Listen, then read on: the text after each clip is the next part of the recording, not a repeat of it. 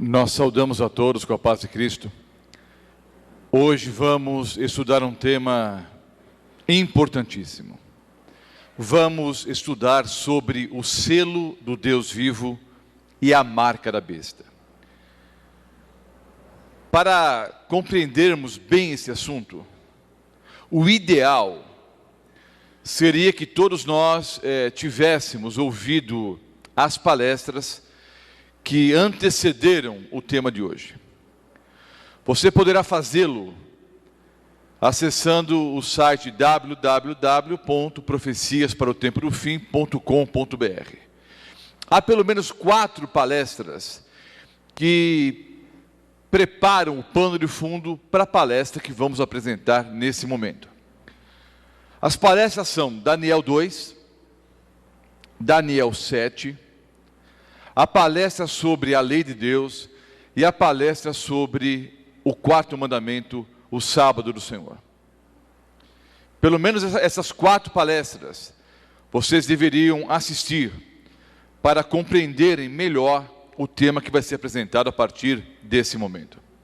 A Bíblia ensina que antes da volta do nosso Senhor e Salvador Jesus Cristo, haverá um selamento. Todas as pessoas serão seladas.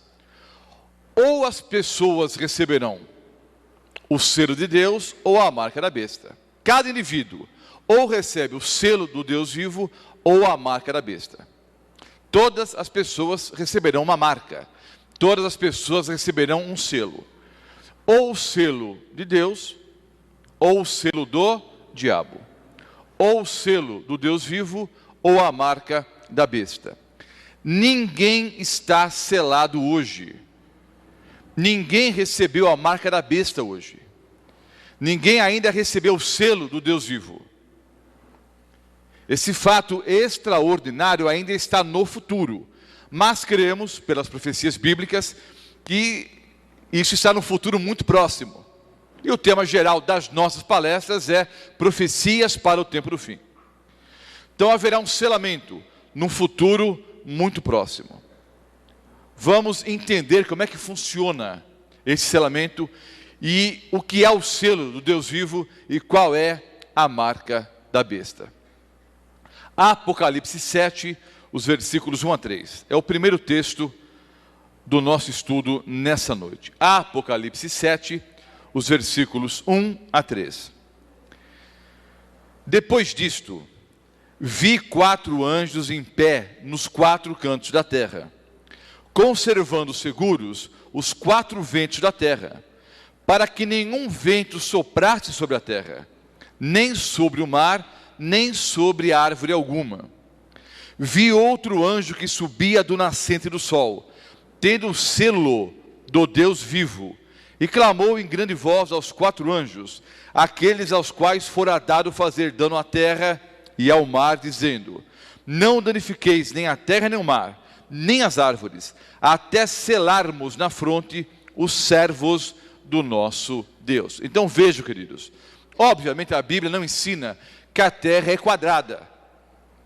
Aqui os 4 anjos estão simbolicamente nos 4 pontos cardeais, segurando os ventos, ou seja, segurando as últimas pragas, segurando a ira de Deus. Aí surge um outro anjo, que diz: olha, não soltem os ventos ainda, não derramem as pragas, não soltem as taças da ira de Deus, porque ainda precisamos selar na fronte os servos do Deus Altíssimo. Os servos do Deus vivo. Então, antes do derramamento das últimas pragas, haverá então um selamento. Todos os salvos deverão receber então o selo do Deus vivo. Qual é a definição bíblica de selo? Vejam bem. A palavra selo aqui é sinônima de marca, de imprimatur, de carimbo. Então, quando os legisladores escreviam uma lei, para essa lei ser promulgada, para essa lei entrar em vigor, era necessário o selo, o carimbo, o imprimatur do rei. vamos entender dentro da Bíblia essa definição de selo. O selo, queridos, deveria trazer o nome do governante, a sua posição, o seu cargo e a extensão do seu reino. Há dois textos que eu não vou ler agora. Você anote e depois leia, porque eles não têm caráter teológico, é apenas um caráter histórico, para mostrar o que significa, não é, historicamente o selo, não apenas na Bíblia, ao longo da história. Esther 3:12 e Daniel 6:8 exemplificam historicamente o que eu acabei de dizer. Para uma lei entrar em vigor, era necessário o quê? O selo, o carimbo, o imprimatur do rei. Então, esse carimbo, esse selo, deveria obrigatoriamente conter o nome do governante, a sua posição e a extensão do seu governo, a extensão do seu reino. Ora, se estamos falando sobre o selo de Deus, tomando como base a história antiga, então o selo de Deus deve trazer o seu nome, a sua posição no universo e a extensão do seu reino. Em Êxodo 20, os versículos 8 a 11, nós encontramos as características de um selo. Por quê? No quarto mandamento da lei de Deus, que requer a observância do sábado, e o quarto mandamento está em Êxodo 20, os versículos 8 a 11, no quarto mandamento, nós encontramos claramente o nome do governante, o nosso Deus, a sua posição, que é a posição de criador de todas as coisas, e a extensão do seu reino, ou seja, todo o universo. Já lemos duas vezes o quarto mandamento aqui, vamos ler mais uma vez. Êxodo 20, os versículos 8 a 11. É o segundo livro da Bíblia, o capítulo 20, os versículos 8 a 11. Lembra-te do dia de sábado para o santificar. 6 dias trabalharás e farás toda a tua obra. Mas o sétimo dia é o sábado do Senhor teu Deus. Então está o nome aqui de Deus. Não farás nenhum trabalho, nem tu, nem o teu filho, nem a tua filha, nem o teu servo, nem a tua serva, nem o teu animal, nem o forasteiro das tuas portas para dentro. Porque em 6 dias fez. Aqui está a posição do Senhor Deus, Criador. Em 6 dias fez o Senhor. Fez o quê? O céu, a terra, o mar e tudo que neles. E ao sétimo dia descansou, por isso o Senhor Deus abençoou o dia de sábado e o santificou. Então, o Senhor Deus é o Criador do quê? Dos céus, da terra, do mar e tudo que neles há. Então encontramos no quarto mandamento, queridos, o nome de Deus, a sua posição, que é o Criador de todas as coisas, e também a extensão do seu reino, todo o universo. Onde está o selo do Deus vivo? Isaías 8, versículo 16. Isaías 8, 16. Resguarda o testemunho, sela a lei no coração dos meus discípulos. Isaías 8, 16. Resguarda o testemunho, sela a lei no coração dos meus discípulos. Isaías 8, 16. Ezequiel 20, o versículo 20. Santificai os meus sábados, pois servirão de sinal entre mim e vós, para que saibais que eu sou o Senhor vosso Deus. Ezequiel 20, o versículo 20. Queridos, o que está em jogo, como já dissemos aqui em aulas anteriores, é a verdadeira adoração. O que está em jogo nos últimos dias, queridos, é a verdadeira adoração. O Senhor Deus, que é o Criador de todas as coisas, exige ser adorado pelas suas criaturas. E nós, como criaturas de Deus, devemos adorá-lo, não da forma como nós sonhamos, ou da forma como nós queremos, ou da forma que achamos melhor, da forma que achamos mais conveniente. Como criaturas de Deus, nós devemos adorá-lo de acordo com a sua vontade. Não sou eu que escolho como adorar a Deus.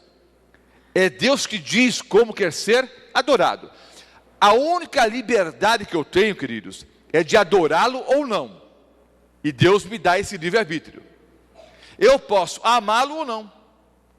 Posso aceitá-lo como meu Senhor ou não. Posso respeitá-lo ou não, posso fazer a sua vontade ou não. Agora, a partir do momento que eu aceito a Jesus como meu Salvador e Senhor, e alguns, infelizmente, querem aceitar a Jesus apenas como Salvador, mas não como Senhor. Querem o perdão, mas não querem o senhorio do Senhor Jesus sobre as suas vidas. É por isso mesmo que o Senhor Jesus disse: por que vocês me chamam Senhor, Senhor, e não fazem o que eu mando? Olha, se eu sou o Senhor, vocês devem viver de acordo com aquilo que eu estou dizendo, com aquilo que eu estou pregando. Por que me chamam Senhor, Senhor, e não fazem aquilo que eu digo, aquilo que eu mando? Então o que está em jogo é a verdadeira adoração. Então vejam, queridos, encontramos na lei de Deus o selo. Sela a lei no coração dos meus discípulos. E de uma forma muito especial, o quarto mandamento é um sinal entre Deus e o seu povo. E no quarto mandamento encontramos o nome de Deus, a sua posição, Criador de todas as coisas, e a extensão do seu governo, ou seja, todo o universo. Gênesis 2, os versículos 2 e 3. Gênesis 2, os versículos 2 e 3. Quando falamos sobre o sábado do Senhor, nós lemos esses versículos. Vou ler de novo. Havendo Deus terminado no dia 7º a sua obra que fizera, descansou nesse dia de toda a sua obra que tinha feito. Na verdade, Deus criou todas as coisas em 6 dias. O texto diz que Deus terminou ao 7º dia, porque ao 7º dia, Ele criou o 7º dia. Ao 7º dia, Ele criou o sábado. Criou todas as coisas em 6 dias. E ao 7º dia, Ele criou o 7º dia. Ele criou o sábado. E abençoou Deus o dia 7º, e o santificou, porque nele descansou de toda a obra que como Criador fizera. Vimos que séculos antes de Abraão, o pai da nação judaica, nascer, séculos antes, o sábado já era santo. Antes que existisse pecado no mundo, o sábado já era santo. Séculos antes de Deus dar os 10 mandamentos por escrito no Monte Sinai, o sábado já era santo. O sábado é o memorial da criação. E é também, queridos, o memorial da redenção. Porque o Senhor Jesus morreu ao 6º dia. E ao 7º dia Ele descansou na sepultura. O sábado é o memorial da criação e da redenção que temos em Cristo Jesus. É o dia de descanso, o santo sábado do Senhor, como já estudamos longamente numa aula anterior. Quem guardou o sábado? Deus descansou, santificou e abençoou o dia de sábado. Adão e Eva guardaram o sábado. Abraão, os profetas, o profeta Isaías especialmente fala muito sobre o sábado, e o povo de Israel guardou o sábado. No Novo Testamento, tudo isso já vimos aqui em aulas anteriores. No Novo Testamento, o Senhor Jesus guardou o sábado, a Virgem Maria guardava o sábado, e todos aqueles que têm algum respeito pela Virgem Maria entendam que o dia que a Virgem Maria guardava era o sábado. O Senhor Jesus guardava o sábado, os apóstolos guardavam o sábado, o apóstolo Paulo fala especialmente sobre o sábado, vimos vários versículos no livro de Atos, e as mulheres santas que seguiam a Cristo também guardavam o sábado. Todos os filhos de Deus na Bíblia guardavam o sábado. Não há nenhum versículo na Bíblia que mande guardar o domingo. Não existe o mandamento guardar domingos e festas. Isso é o mandamento dos homens, não é um mandamento bíblico.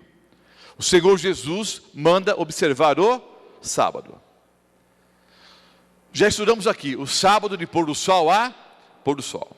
Do pôr do sol de sexta ao pôr do sol de sábado, porque segundo a fórmula bíblica de se computar o tempo, ao pôr do sol de um dia, termina um ciclo de 24 horas e começa o outro ciclo. Ao pôr do sol, termina um dia e começa o outro. Então, o sábado de pôr do sol a pôr do sol. Apocalipse 14, os versículos 1 e 12. Apocalipse 14, os versículos 1 e 12.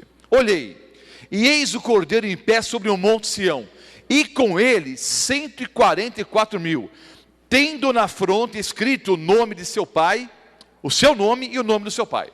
Então vejam, Em Apocalipse capítulo 7, ainda não havia ocorrido o selamento. Em Apocalipse 14, João já vê o grupo de selados. Ele vê os 144 mil, que tinham na fronte escrito o quê? O nome de Jesus e o nome de seu Pai. E o versículo 12, diz o seguinte, Apocalipse 14, o versículo 12. Aqui está a perseverança dos santos, os que guardam os mandamentos de Deus e a fé em Jesus. Então vejam, em Apocalipse 14, o versículo 1, João diz que viu os 144 mil, os selados. No versículo 12, ele diz quem são os selados. São os que guardam os mandamentos de Deus e têm a fé em Jesus. Ficou claro, queridos, que o que está em jogo é a verdadeira adoração. Adorar a Deus como Deus exige ser adorado. O selo de Deus está na sua lei.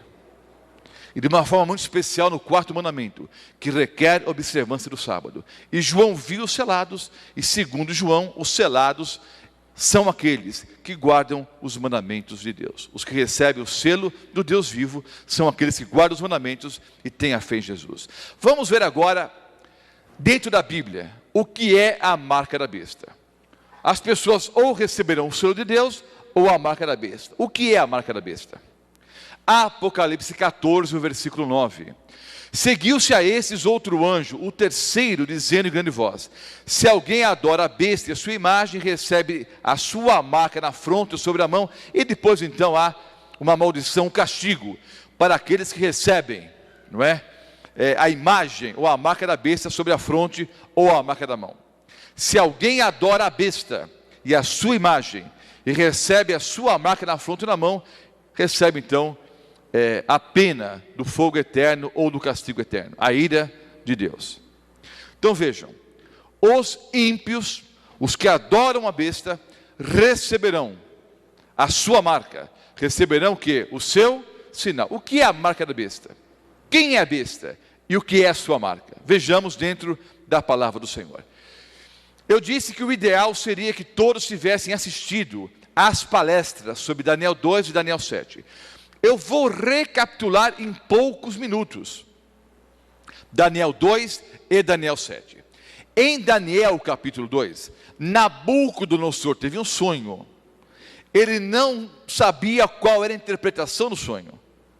E Deus então revelou a Daniel qual era o sonho e qual a interpretação. Em Daniel 2, tanto Nabucodonosor como depois Daniel viram uma grande estátua, cuja cabeça era de ouro maciço, o peito e os braços de prata, o ventre de bronze, as pernas de ferro e os pés em parte de barro e em parte de ferro. Cada metal representava um reino, uma nação desse mundo, da história desse planeta.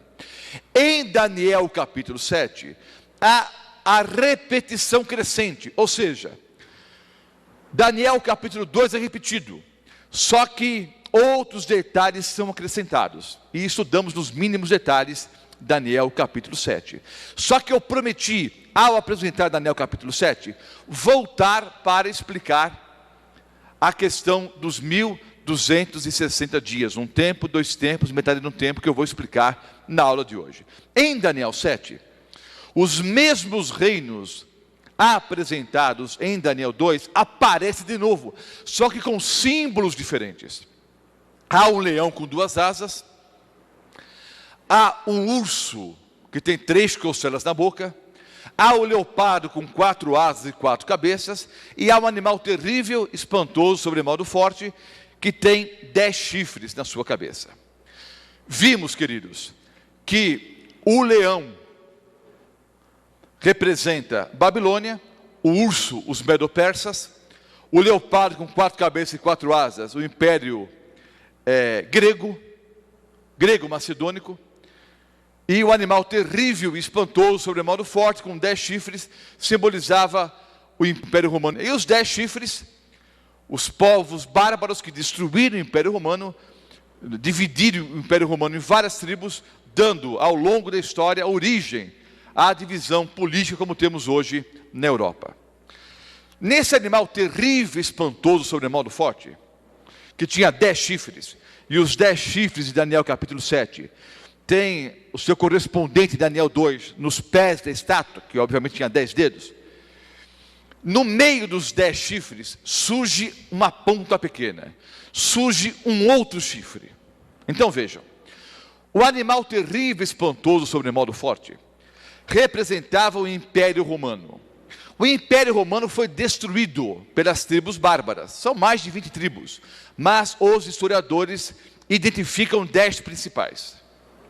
Essas 10 tribos destruíram o Império Romano, dividindo o Império Romano em várias nações, em várias tribos.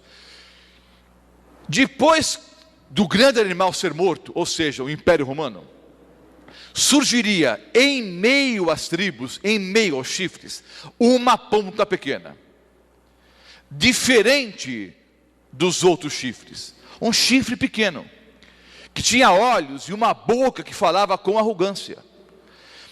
Esse pequeno chifre era menor do que os outros, num primeiro momento, mas ele cresceu, tornou-se mais robusto, mais forte que os seus companheiros, de tal maneira que ao crescer, 3 chifres foram arrancados na sua presença. Vamos ler Daniel 7, os versículos 24 e 25. Daniel 7, os versículos 24 e 25. Vocês se lembram, vocês se recordam, que eu prometi voltar a esse assunto, e se eu cumprir a palavra, vou explicar agora os versículos 24 e 25.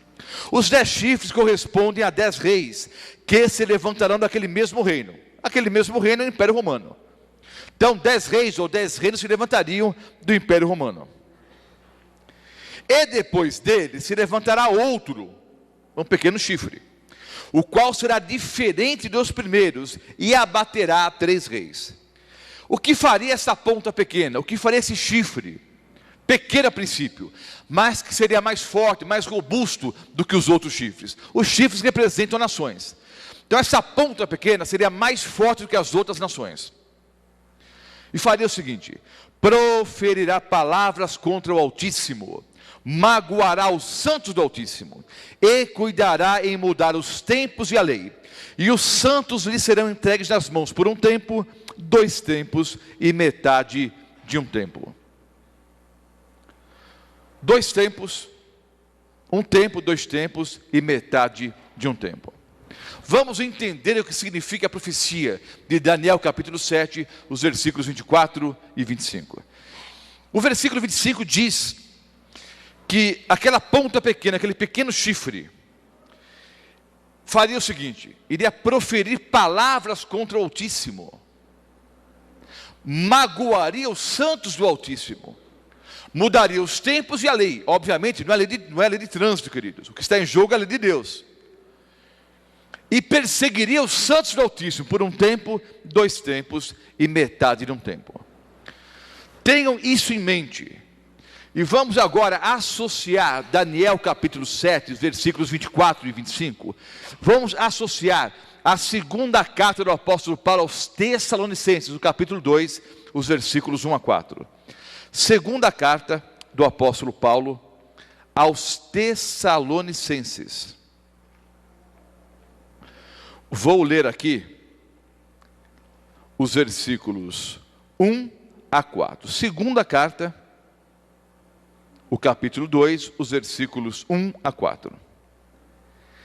Irmãos, no que diz respeito à vinda de nosso Senhor Jesus Cristo e à nossa reunião com Ele, nós vos exortamos a que não vos demovais da vossa mente com facilidade, nem vos perturbeis, quer por espírito, quer por palavra, quer por epístola, como se procedesse de nós, supondo tenha chegado o dia do Senhor. Então vejam, algumas pessoas estavam dizendo que o dia do Senhor, o dia da volta de Jesus já tinha chegado. E até citava o apóstolo Paulo, como se ele tivesse ensinado isso em alguma epístola, em alguma carta. Então o apóstolo Paulo diz: olha, não vos demovais da vossa mente com facilidade, quer por epístola, né, como se viesse por nós, o Espírito, alguma palavra. Aí ele explica por quê, vejam só. Ninguém de modo nenhum vos engane. Porque isso o que, queridos? O dia do Senhor, o dia da volta de Cristo, não acontecerá sem que primeiro venha a apostasia. Então o apóstolo Paulo está dizendo: olha, o dia do Senhor não chegou ainda, o dia da volta de Cristo não chegou ainda, o dia do juízo final ainda não chegou. Porque isso o que? O dia da volta de Jesus não acontecerá sem que primeiro venha a apostasia e seja revelado o homem da iniquidade, o filho da perdição, o qual se opõe e se levanta contra tudo que se chama Deus, ou é objeto de culto, a ponto de assentar-se no santuário de Deus, ostentando-se como se fosse o próprio Deus. Então vejam, o apóstolo Paulo diz: olha, algumas coisas vão acontecer antes da volta de Jesus, antes do juízo final de Deus. Antes da volta de Jesus, o apóstolo Paulo diz que haveria uma grande apostasia. A apostasia da igreja, a igreja iria se corromper, a igreja iria apostatar. E aí ainda seria revelado um homem, que o apóstolo Paulo chama o homem da perdição, o homem da iniquidade, filho da perdição. E esse homem, ele se opõe a tudo que é o verdadeiro culto. Queridos, a palavra blasfêmia significa, a ideia de blasfêmia é a criatura requerer para si própria os atributos que só valem para Deus. É a criatura querendo ser adorada, é a criatura tentando ficar no lugar do Criador. Isso é blasfêmia. Então aqui fala sobre o anticristo, o filho da perdição, o homem da iniquidade. Ele se levanta contra tudo que se chama Deus, ou é objeto de culto. E vejam o que esse homem faz. Ele se assenta num templo, num trono, e ele se deixa ser adorado como se fosse o próprio Deus. Então vamos juntando o fio da meada, queridos. Vamos juntando as pontas aqui. Daniel capítulo 7, os versículos 24 e 25, estão intimamente relacionados à segunda carta do apóstolo Paulo aos Tessalonicenses, capítulo 2, versículos 1 a 4. O mesmo poder mencionado em Daniel 7, 25, queria dizer palavras contra o Altíssimo, iria mudar os tempos, iria mudar as leis, iria perseguir os santos do Altíssimo. É o mesmo poder que o apóstolo Paulo menciona na segunda carta, o capítulo 2, os versículos 1 a 4. Vejam bem, queridos. História dos Concílios, volume 14, coluna 109. É um livro católico. Vejam o que a Igreja Católica Apostólica Romana pensa a respeito do Papa.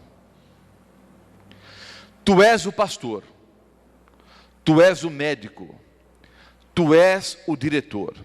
Finalmente, tu és outro Deus na terra.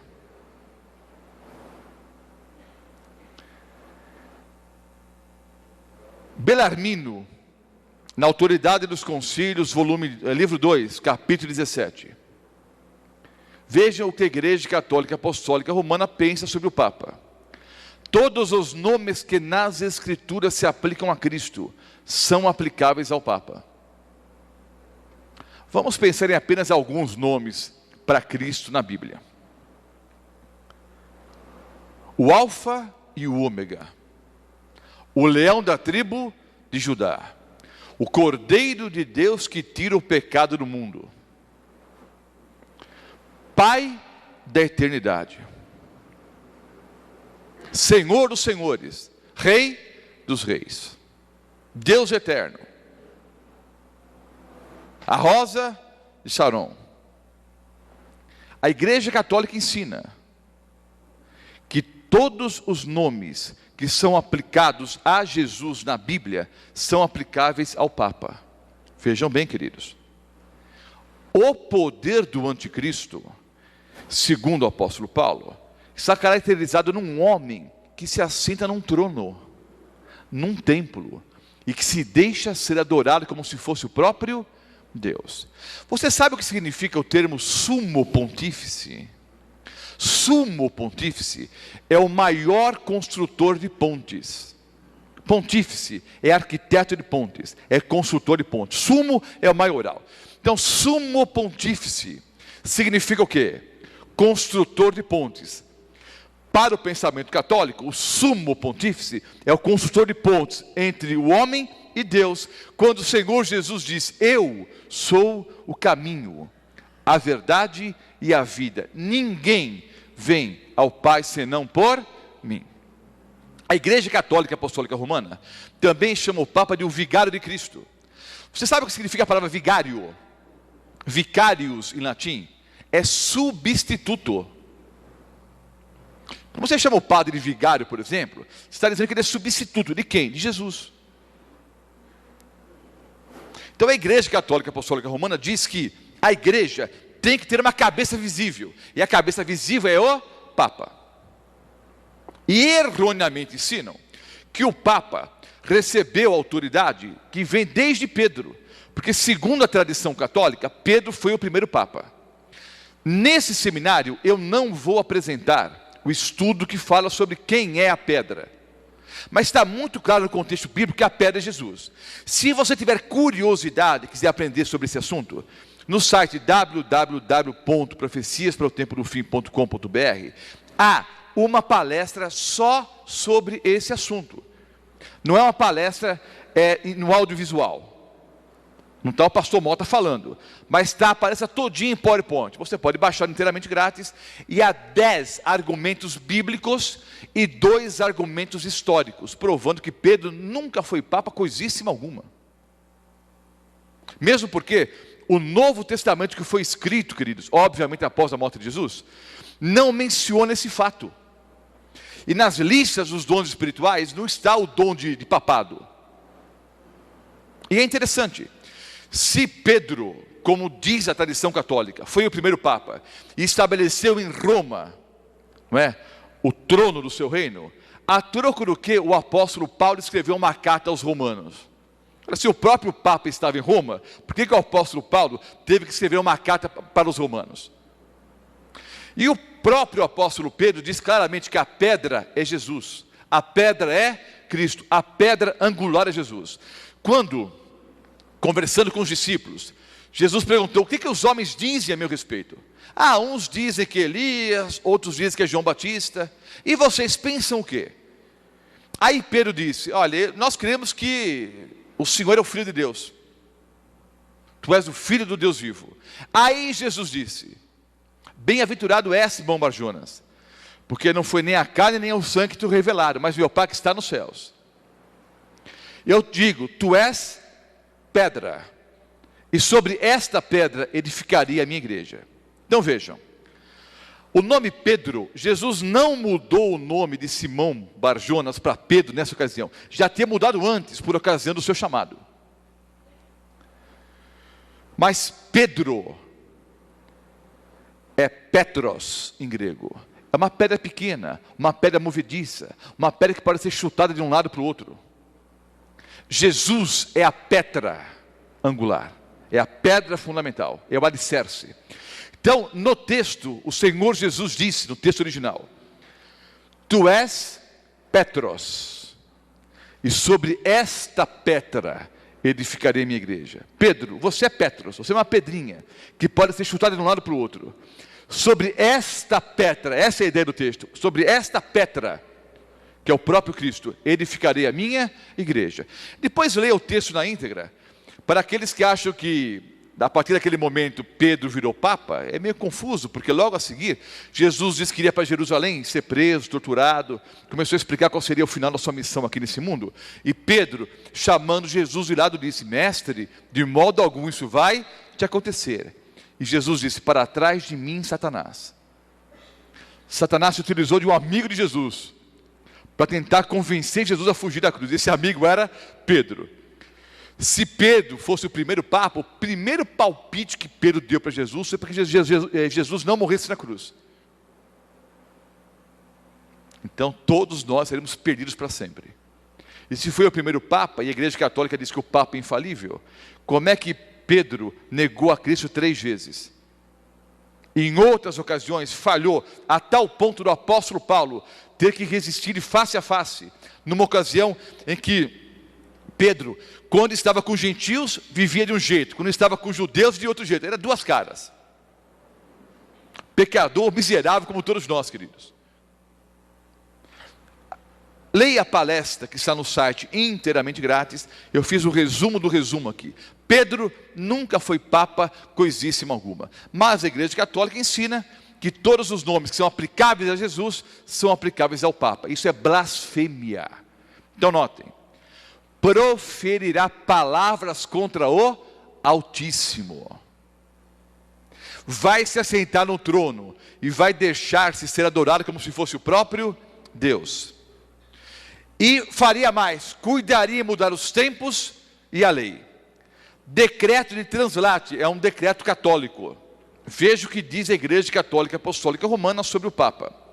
O Papa tem poder para mudar os tempos, abrogar leis e dispensar todas as coisas, mesmo os preceitos de Cristo.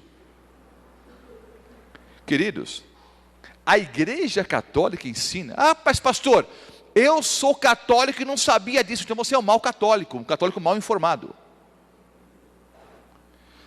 A Igreja Católica ensina que o Papa tem poder para mudar os tempos, abrogar as leis e dispensar todas as coisas, até os preceitos de Cristo. Ou seja, o Papa tem autoridade para fazer do certo errado e do errado certo. Queridos, proferirá palavras contra o Altíssimo, cuidará em mudar os tempos e as leis. Aqui nós temos a foto de uma igreja católica apostólica romana. Tem um outdoor, tem um pôster, um cartaz em frente à igreja. Nessa foto não dá para enxergar bem. Estou colocando a foto um pouco maior aqui. Eles estão citando aqui o Salmo 40, o versículo 8. Agrada-me fazer a tua vontade, ó Deus meu. Dentro do meu coração está a tua lei. Salmo 40, versículo 8. Aí a primeira frase, amar a Deus sobre todas as coisas. Ora, essa é uma frase bíblica. Não tomar seu santo nome em vão. Também é uma frase bíblica. Guardar domingos e festas. Essa frase não existe na Bíblia. Então vejam. Da mesma forma como Satanás, ao incorporar na serpente no jardim do Éden, ao conversar com Eva, misturou verdades com mentiras, disse um monte de verdades no meio das verdades uma mentira. O demônio continua trabalhando da mesma forma. Veja a artimanha do demônio. Coloca um texto bíblico e as pessoas leem o texto, e o texto é realmente bíblico, e pensam que o texto está o que? Confirmando as frases anteriores do cartaz. Quais são as frases? Amar a Deus sobre todas as coisas. Não tomar seu santo nome em vão. Agora, no meio das verdades, uma mentira. Guardar domingos e festas. E assim vão enganando o povo. Cuidará em mudar os tempos e as leis. Queridos, ao estudarmos os 10 mandamentos da lei de Deus, nós vimos que os homens pegaram o segundo mandamento e sumiram com ele.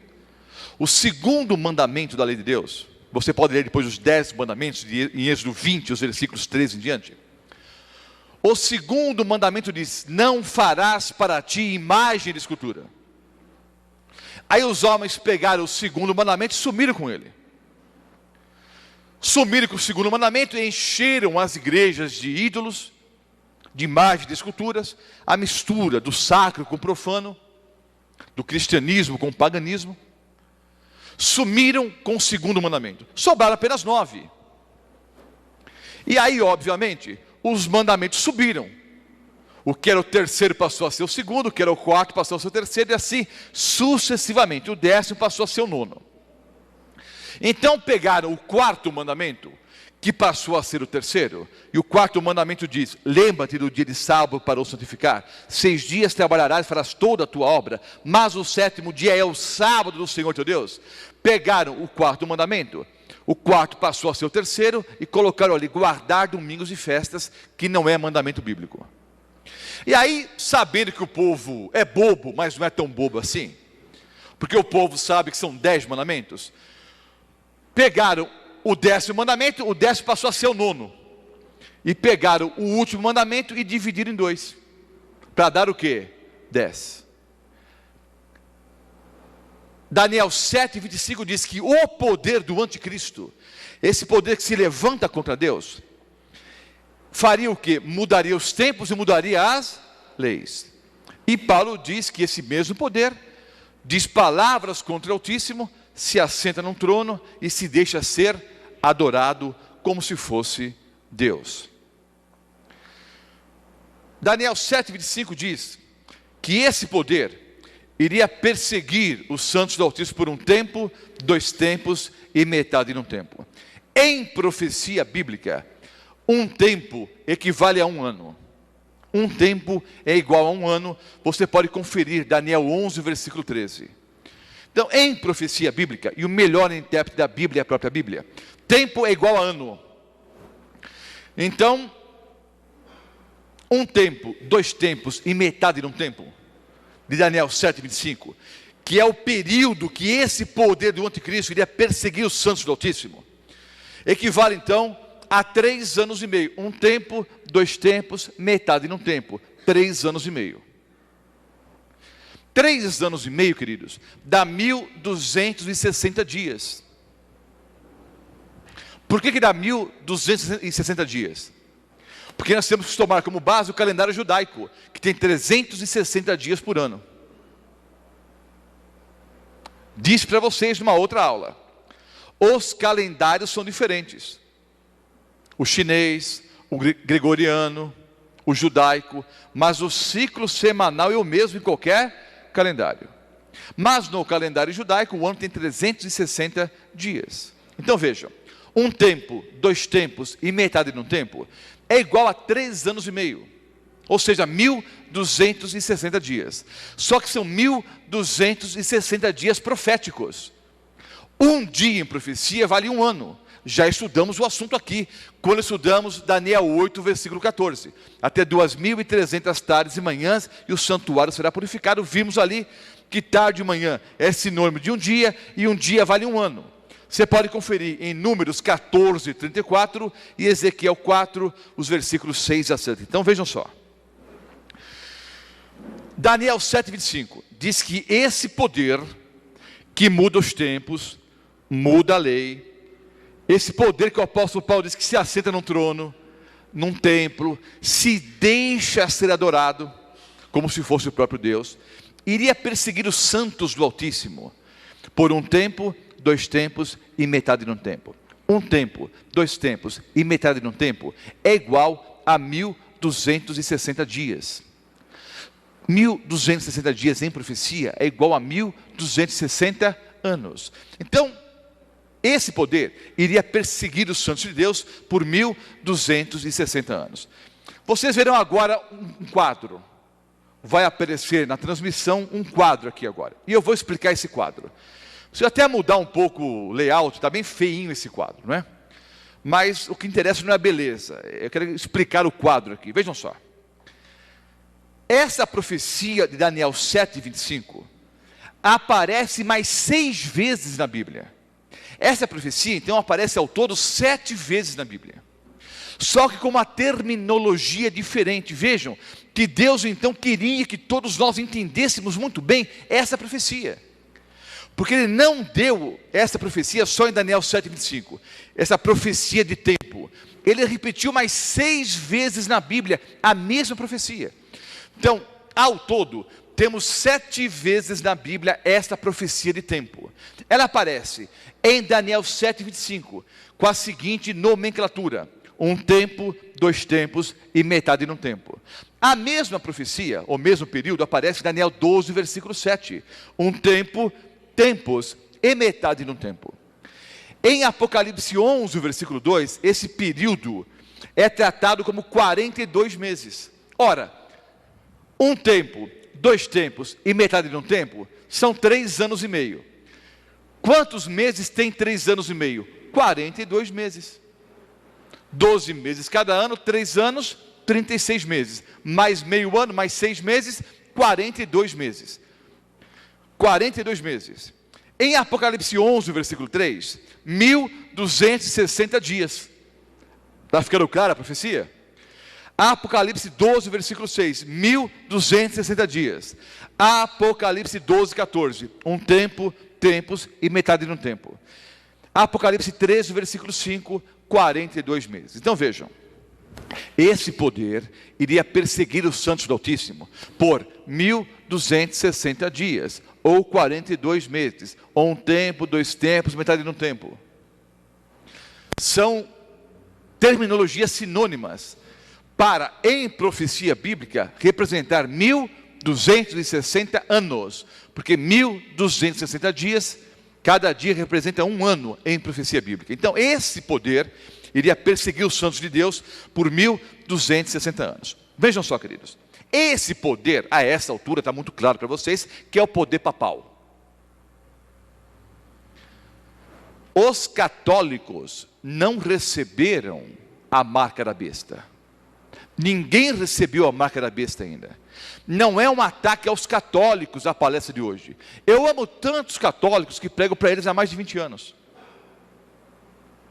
Há mais de 20 anos, tenho dedicado a minha vida a mostrar a verdade para os católicos. Tanto eu amo cada católico. Então vejam, queridos, não é um ataque aos católicos.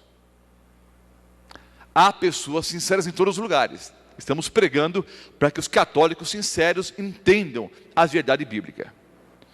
Vejam só. No ano 538, Justiniano, não foi Jesus, foi Justiniano, em 538, que coroou o bispo de Roma, o cabeça visível das igrejas. Em 538, finalmente, o Papa tinha pouca ou nenhuma oposição na Europa. Vejam só, em Daniel 7, os versículos 24 e 25, diz que essa ponta pequena iria crescer. Diante dessa ponta pequena, segundo Daniel capítulo 7, 3 outros chifres seriam arrancados. Lembra do texto? Então vejam, cada chifre representa um reino. Os érulos, os vândalos e os ostrogodos, eles eram arianos e se opunham à supremacia papal, à autoridade papal. Depois de vários acordos, várias guerras, acordo com outros imperadores, o Papa finalmente conseguiu se livrar dos érulos, dos vândalos, e em 538 finalmente se livrou dos ostrogodos. Então 538, queridos, é a data que inicia o período de 1260 anos. É o período chamado de supremacia papal. Durante 1260 anos, o poder da Igreja Católica Apostólica Romana, dirigida pelo Papa, perseguiu os verdadeiros cristãos, na chamada Idade Média, ou Idade das Trevas, chamada Santa Inquisição. E para os católicos que conhecem bem a Igreja Católica se lembrarem, o próprio Papa João Paulo II veio a público, obviamente antes da sua morte, não é? E pediu perdão em nome da Igreja Católica pelos milhões de pessoas que a Igreja Católica Apostólica Romana matou na chamada Santa Inquisição. Então vejam, esse período começou em 538, quando Justiniano coroou o imperador, o imperador Justiniano coroou o bispo de Roma, o cabeça visível das igrejas. Exatamente 1260 anos depois, vejam só, como a profecia bíblica funciona nos mínimos detalhes. Em 1798, ou seja, 1260 anos depois,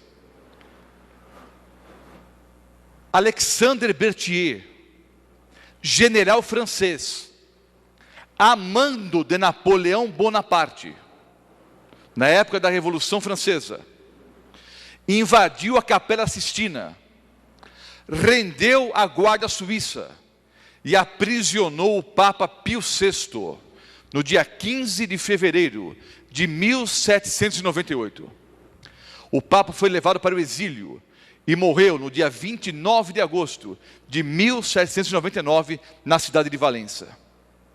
Então vejam, exatamente durante 1260 anos, o Papa reinou soberano na Europa.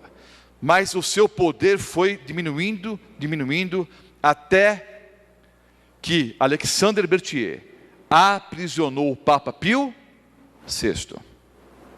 Então vejam, queridos, a profecia se cumpre nos mínimos detalhes. Para aqueles que conhecem a história do Brasil, os instrumentos de tortura que eu vou mostrar nos próximos slides não são novidade, porque fazem parte do nosso triste passado, tempo da escravidão aqui nesse país. Mas esses instrumentos usados, como instrumentos de tortura aqui no Brasil, foram usados pela Igreja Católica Apostólica Romana, na chamada Santa Inquisição. E alguns desses instrumentos são conhecidos aqui da nossa história.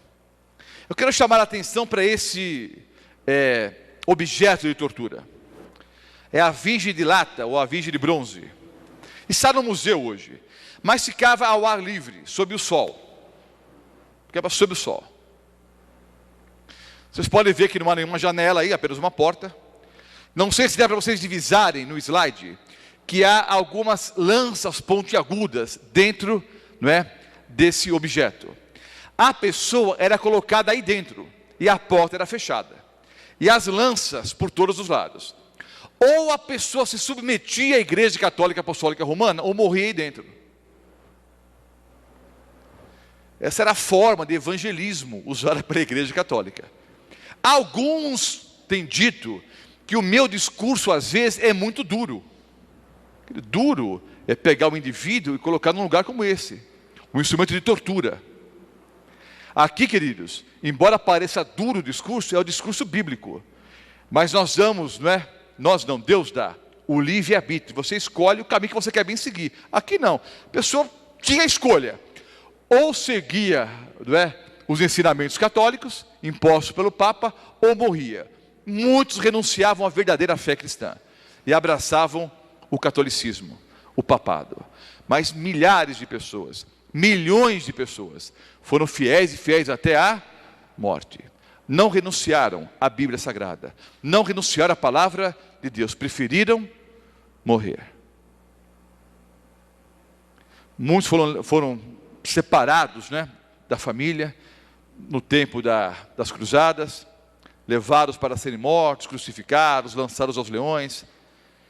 Muitos foram queimados, em estacas, mas permaneceram fiéis a Deus. Apocalipse 13. Apocalipse 13, os versículos 1 a 10. Não vou explicar Apocalipse 13 nos mínimos detalhes. Vou ler aqui a cena da primeira besta.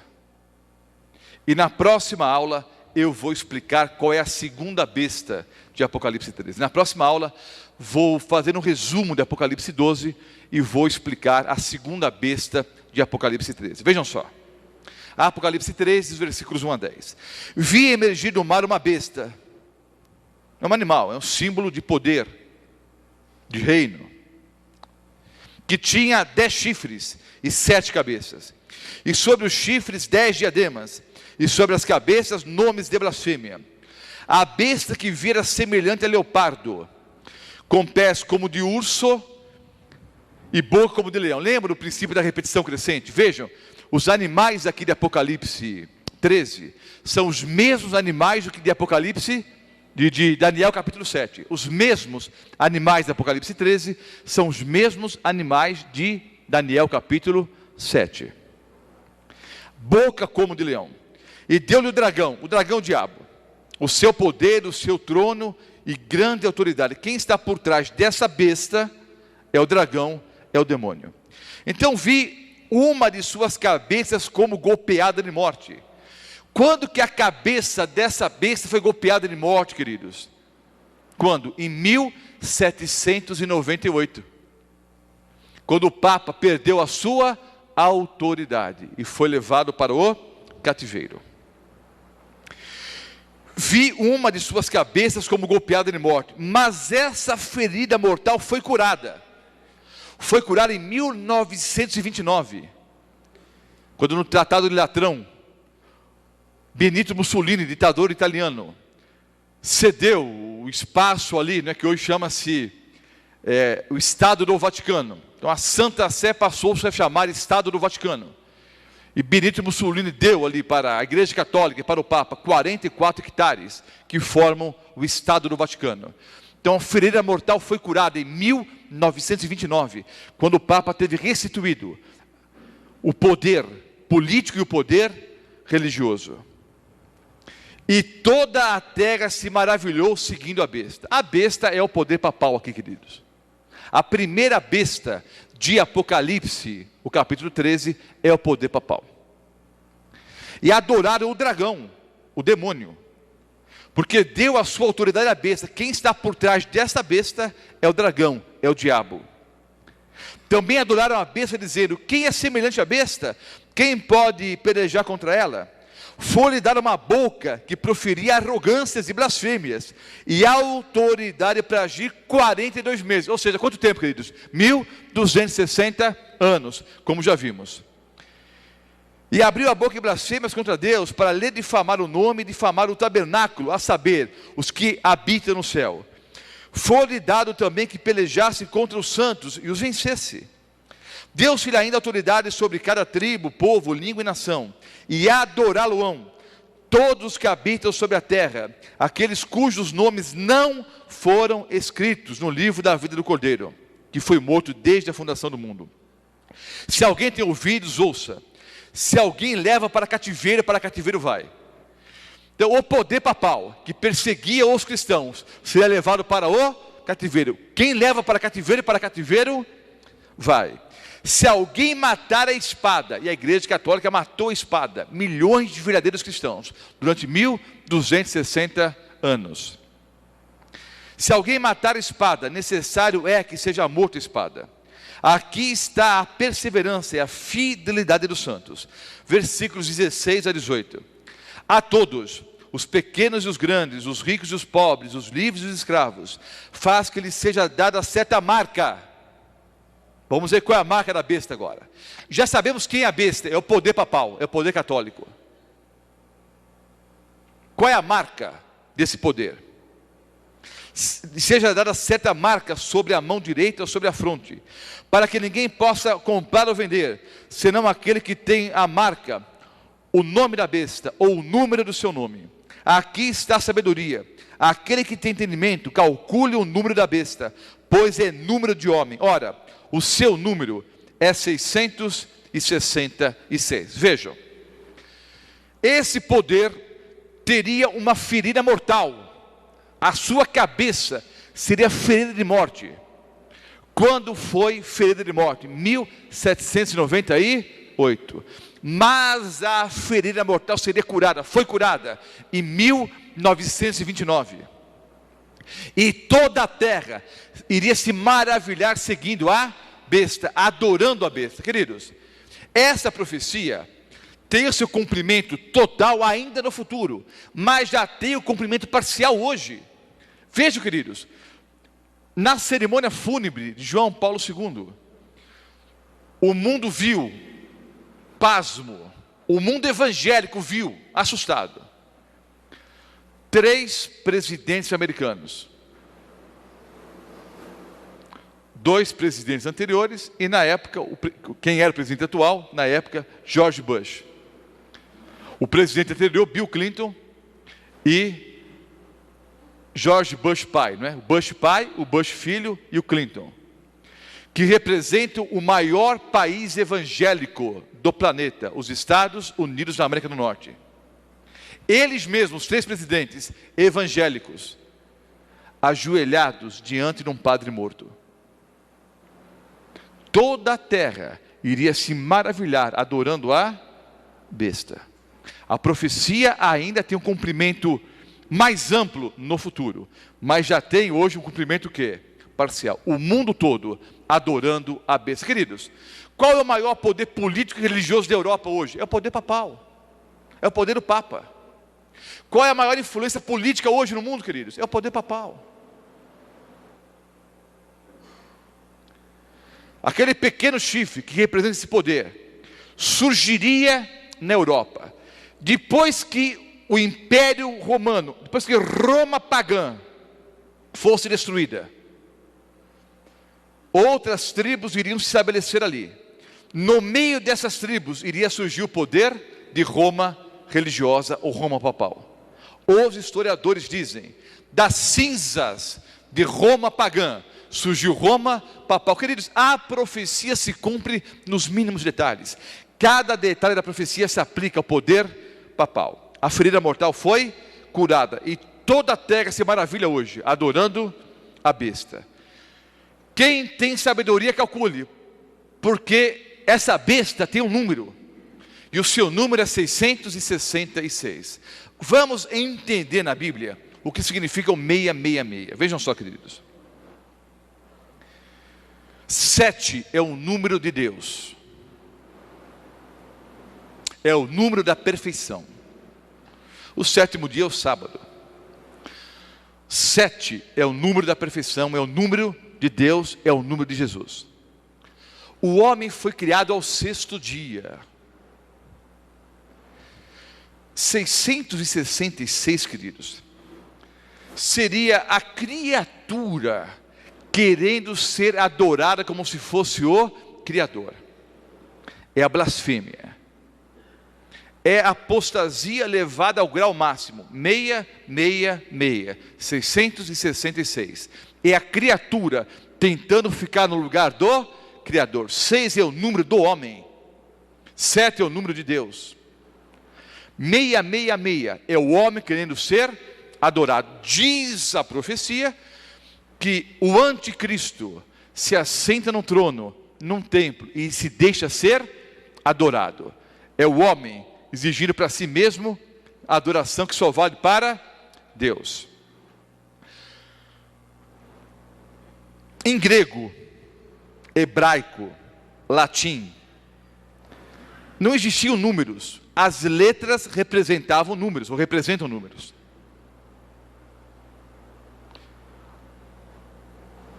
Em aramaico, as letras também têm um valor simbólico. Ninguém é obrigado a saber aramaico. Mas vejam só, Stur era o deus oculto de Babilônia. Babilônia representa tudo que se levanta contra Deus. Babilônia é a oposição religiosa ao verdadeiro culto.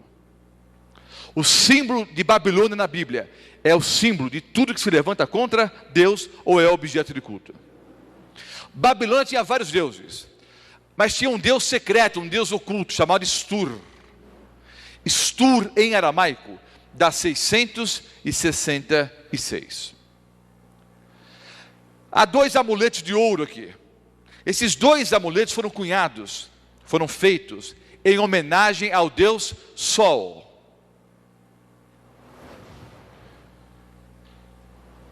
O selo do sol é o primeiro amuleto, e outro aqui é a estrela basilisco, que é o diminutivo do grego basileus, ou rei.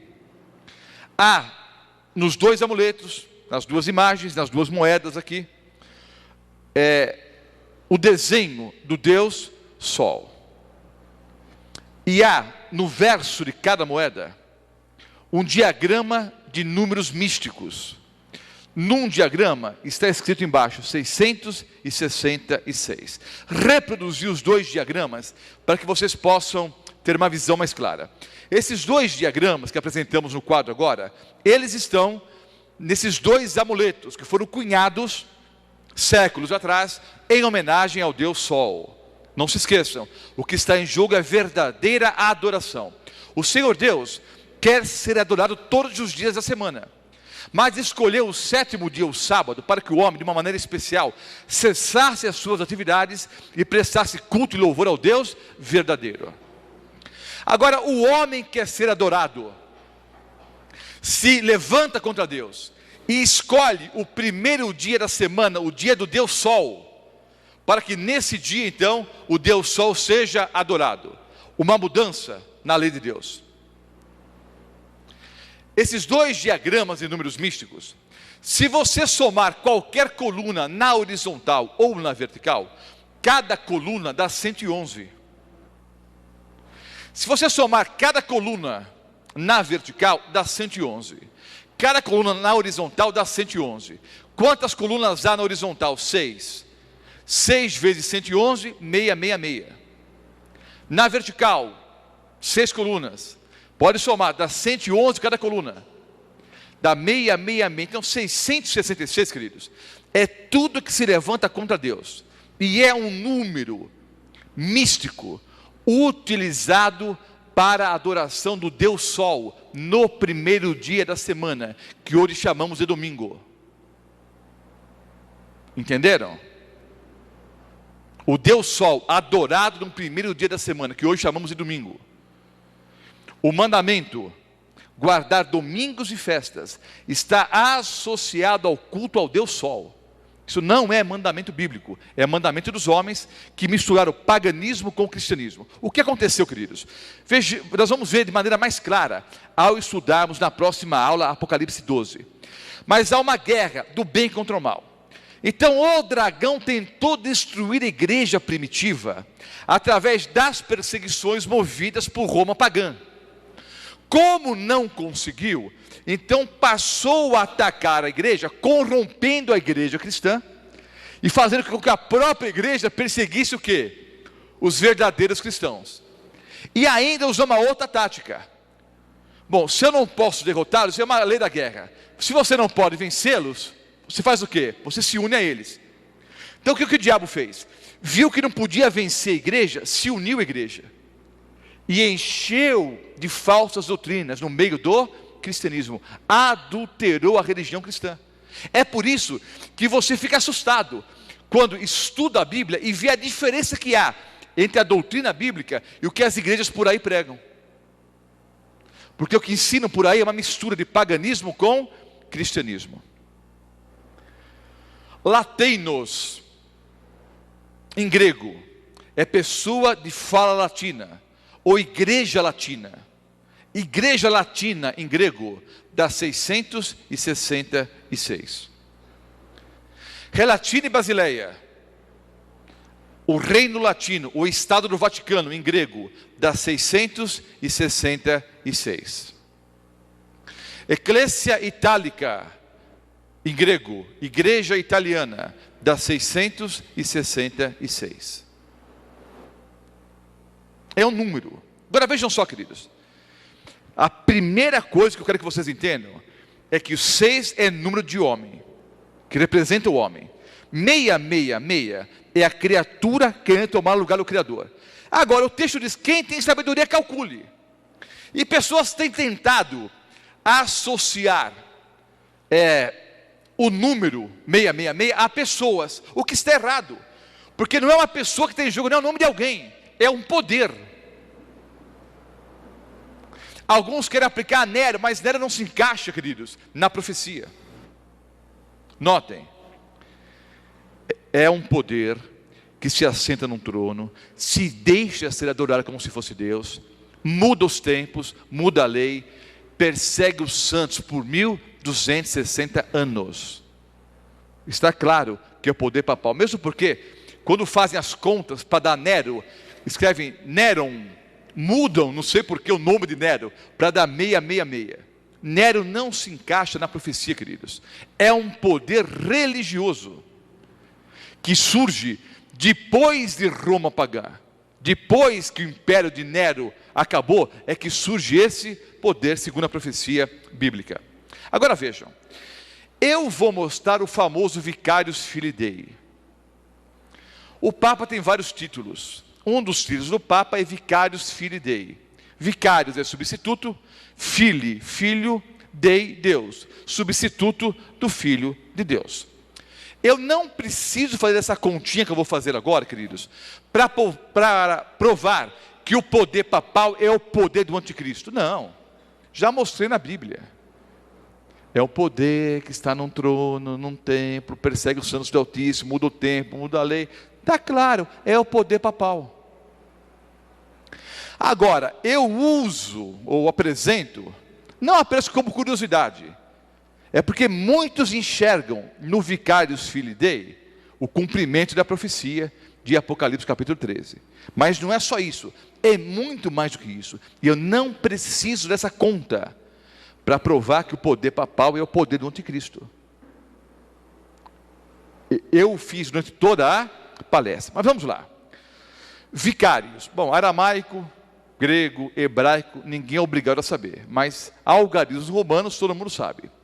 Vicários, o V vale 5, o I vale 1, o C vale 100, o A vale 0, o R vale 0, o I vale 1, o V de novo, e é assim que se escreve, 5, o S, 0. Filho em latim, o F 0, o I vale 1, o L vale 50, o I vale 1, o I vale 1, e Dei, Deus, D vale 500, o E vale 0, o I vale 1. 501, mais o 53 do filho, mais o 112 do vicários, 501, mais 112, mais 53, vicários, filho de Dei, dá 666. Vicários, filho de Dei. Segundo alguns, é o nome que está ali na mitra papal. Substituto do Filho de Deus. Vicarius Filii Dei. É um título do Papa.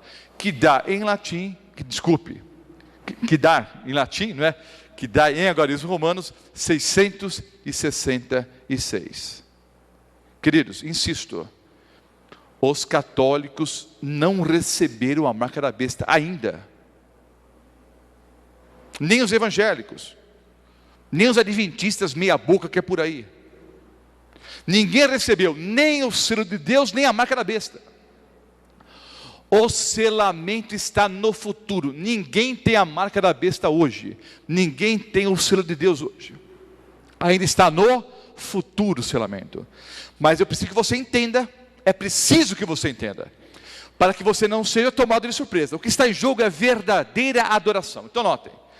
Ao verdadeiro culto, adorar a Deus como Deus exige ser adorado, no dia em que Ele quer ser adorado. E ao falso culto, a criatura tomando o lugar do Criador e colocando um dia de culto falso, no primeiro dia da semana.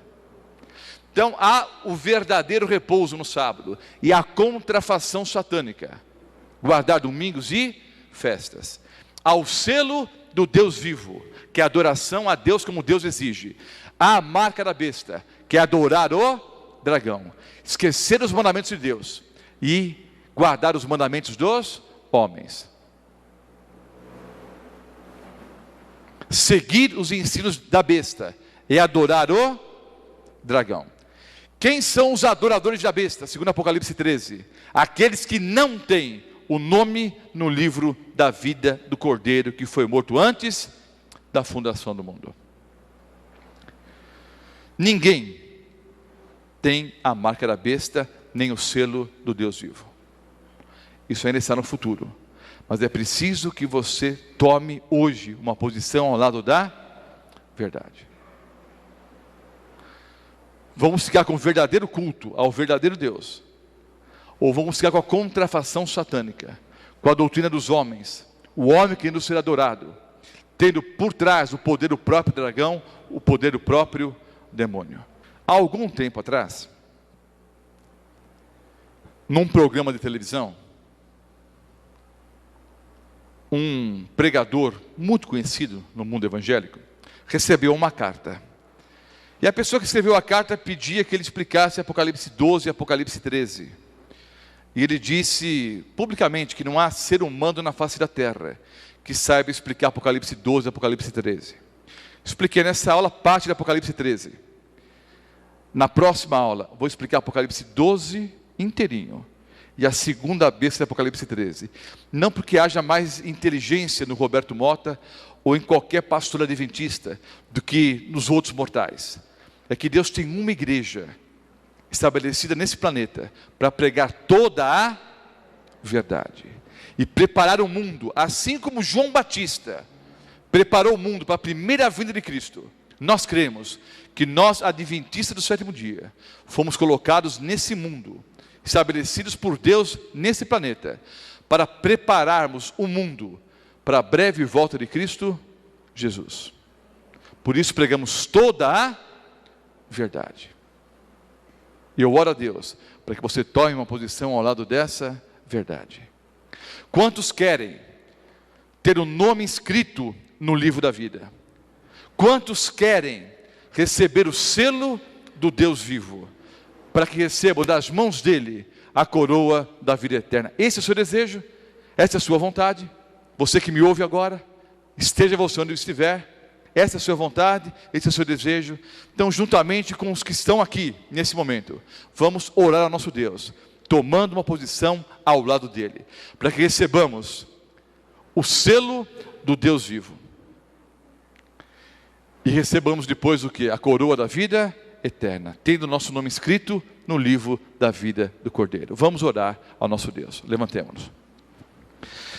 Amado Pai Celestial, estudamos nessa noite sobre o selo de Deus e a marca da besta.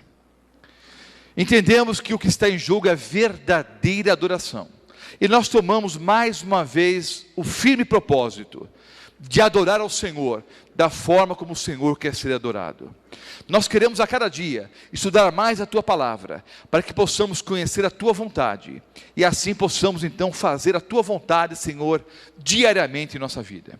Mas Tu sabes que nós somos fraquinhos, pecadores. Muitas vezes o que nós queremos fazer não fazemos, o mal que nós não queremos fazer é isso que fazemos. Nós somos fracos e pecadores, mas somos sinceros, Senhor. Amamos demais o Senhor Jesus e queremos fazer a sua vontade. Por isso imploramos, em primeiro lugar, perdoa-nos, Senhor. Apagues os nossos pecados, purifica-nos, limpa-nos e dá-nos o teu poder, Senhor, através da pessoa do Espírito Santo, para que vivamos de acordo com as verdades bíblicas, de acordo com a tua vontade em qualquer circunstância. Toma-nos, Senhor, em teus braços de amor, como sempre oramos, pois necessitamos do teu amor, do teu cuidado e do teu carinho. Oramos em nome do Senhor Jesus. Amém. Deus abençoe a todos e até a próxima aula.